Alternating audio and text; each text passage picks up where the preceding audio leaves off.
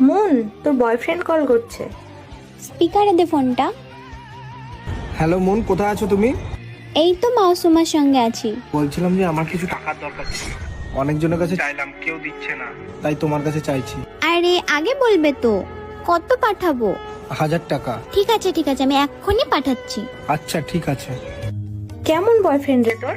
আজকালকার দিনে ছেলেরা মেয়েদের পিছনে টাকা খরচা করছে, আর তুই মেয়ে হয়ে ছেলেদের পিছনে টাকা খরচা করছিস? কি বলবো তোকে।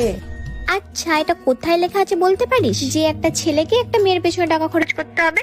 কেন, একটা মেয়ে কি পারে না একটা ছেলের পেছনে টাকা খরচ করতে? তার থেকেও বড় কথা, ও খরচ করুক বা আমি, ব্যাপারটা তো সেমই। তাও ওর এখন সত্যি খুব খারাপ সময় চলছে। এই খারাপ সময় ওর পাশে আমি থাকবো না, তোর পাশে কে থাকবে? নে ফোনটা দে এবার আমাকে। আরে তুমি এতক্ষণ কলেই ছিলে? হ্যাঁ, আমি ফোনেই ছিলাম। যদি ভালোবাসার মানুষটাও পাশে থাকে না, তাহলে খারাপ সময়